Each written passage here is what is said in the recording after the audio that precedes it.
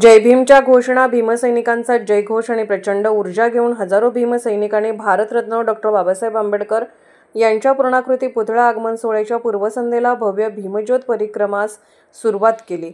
शिरोळ तालुक्याने 50 वर्षापासून पाहिलेले स्वप्न आता साकार होत असल्याने परिसरात उत्साह आणि आनंदाचे वातावरण निर्माण झाले आहे. ही ऐतिहासिक परिक्रमा शिरोळ येथील पंचायत समिती आवारातील डॉ. बाबासाहेब आंबेडकर यांच्या पुतळ्यापासून सुरू झाली. सकाळी रमाबाई हाऊसिंग सोसायटी येथील बौद्ध विहारात भीमज्योत प्रज्वलित करण्यात आली. त्यानंतर समिती आवारातील डॉ. बाबासाहेब आंबेडकर व अन्य महामानवांच्या पुतळ्याला पुष्पहार अर्पण करून परिक्रमेचा शुभारंभ करण्यात आला.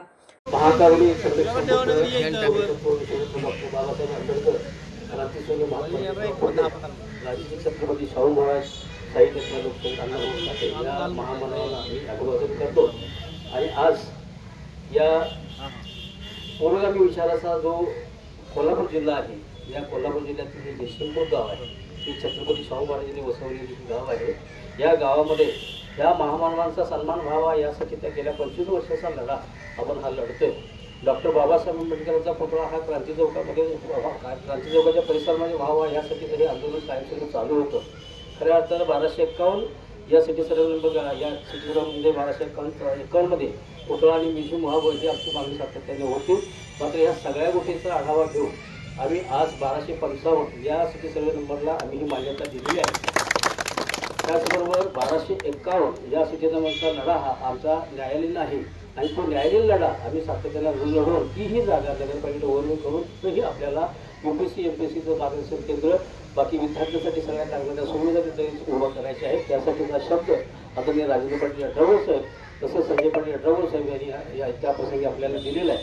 आज या परिक्रमाच्या निमित्तानं ही ज्योत आपल्याला शिरोळ तालुक्यामध्ये जो जाणार आहे, भव्य ज्योत जाणार आहे, ही परिक्रमा जाणार आहे. या कार्यक्रमासाठी उपस्थित असणारे संजय पाटील अठरावळ साहेब, विनय शिंदे असतील, बाळासाहेब कांबळे असतील, हे आमची सर्व खांद्याला खांदा लावून काम करणारे आंबेडकरी अनुयायी माझे सहकारी असतील, हे सगळी मंडळी आज या शिरोळ तालुक्यातल्या ह्या परिक्रमेला उपस्थित राहणार आहेत. ते सातत्यानं प्रत्येक गावामध्ये जाऊन ह्या परिक्रमेचं ह्या भूमज्योतीचं महत्त्व समजावून सांगून या येणाऱ्या 28 तारखेला जो पुतळा येणार आहे, त्या आगमन होणार आहे, त्या आगमनाच्या या कार्यक्रमामध्ये आगमन सोहळा होणार आहे. या कार्यक्रमामध्ये सगळ्या शिरोळ तालुक्यातला बौद्ध समाज नव्हेच तर संपूर्ण बहुजन समाज यामध्ये पोहोचणार आहे आणि या भव्य दिव्य असं हे स्वागत 28 तारखेला आम्ही करण्याची तयारी करणार आहोत. आम्ही सगळी मंडळी या ठिकाणी या कार्यक्रमामध्ये सहभागी आहोत. मी धैर्य असं आव्हान करतो बौद्ध समाजाला, शिरोळ तालुक्यातील बौद्ध समाजाला आव्हान करतो की गट तड सगळ्या गोष्टी सगळ्या विसरून बाबासाहेबांची अस्मिता, बाबासाहेबांचा सन्मान करण्यासाठी आपण सगळेजण मिळून या ठिकाणी या कार्यक्रमामध्ये सहभागी होऊया एवढेच या ठिकाणी मी सांगतो. या कार्यक्रमाला मी माझ्या वतीने शुभेच्छा देतो आणि सांगतो जय भीम, जय भारत. जय भीमच्या घोषणाने संपूर्ण परिसर दणाणून गेला होता.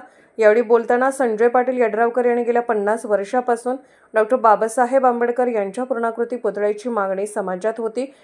1251 पासून सुरू झालेल्या न्यायालयीन लढाईनंतर 1251 पासून सुरू असलेल्या न्यायालयीन लढाईनंतर अखेर हा ऐतिहासिक क्षण उजाडला आहे. शिक्षण, संघटना आणि संघर्ष या बाबासाहेबांच्या त्रिसूत्रीच्या आधारे समाज उन्नतीसाठी काम करण्याची हीच खरी वेळ आहे. शिरोळ तालुक्याचा प्रत्येक भीमसैनिकाने या पुतळ्यासाठी अपार मेहनत घेतली आहे. या ऐतिहासिक क्षणात सहभागी होणे ही आपल्या सर्वांची भाग्याची गोष्ट आहे.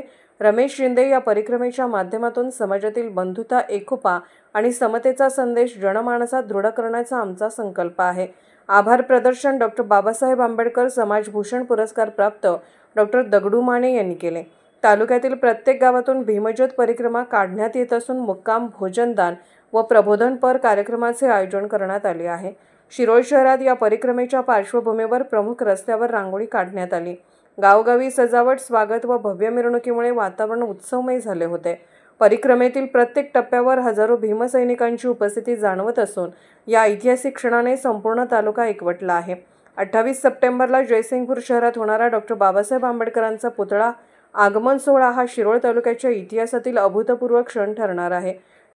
भारतरत्न डॉक्टर बाबासाहेब आंबेडकर साहेबांच्या पुतळ्याच्या निमित्तानं आज जी परिक्रमा आपण ज्योतीची परिक्रमा चालू करतोय, तो शिरोळ तालुक्यामधला प्रत्येक जणांचा आणि आंबेडकर साहेबांच्यावर प्रेम असलेल्या, मी कुठल्याही जातीमध्ये आणि ह्याच्यामध्ये न ठेवता ही व्यक्ती अशा होती की सर्वसामान्यांना भारत घडवण्यामध्ये ज्यांचा हात होता त्या व्यक्तींचा पुतळा आपण उभा करतोय। त्यामुळे ही जी ज्योतीची परिक्रमा आपण करतोय ती पूर्ण तालुक्यातनं सगळ्यांच्या भावना त्या पुतळ्याबरोबर जोडाव्यात म्हणून ही परिक्रमा आहे। ही खऱ्या अर्थानं ज्यांनी ही परिक्रमा आयोजित केली ते सर्वच आमचे सहकारी यांचं प्रथमतः मी या निमित्तानं अभिनंदन करतो।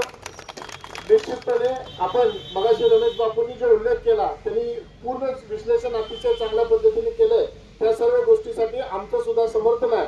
सन्माननीय आमचे नेते राजेंद्र पाटील यड्रावकर साहेबांच्या माध्यमातून आज 1251चा लढा हा कंटिन्यू ठेवून आपण जे 1255 मध्ये आपण आता जी भीमसृष्टी साकारत आहोत आणि त्या दृष्टिकोनातनं येणाऱ्या पुतळ्याचा आपण जो आंबेडकर साहेबांचा पुतळा आहे त्याच्या स्वागताची जी आपण 28 तारखेला स्वागत करणार आहोत त्या निमित्तानं आज जी परिक्रमा आपण ज्योती चालू केलं त्या निमित्तानं मी सगळ्यांना त्या ज्योतीच्या या शुभेच्छा देतो।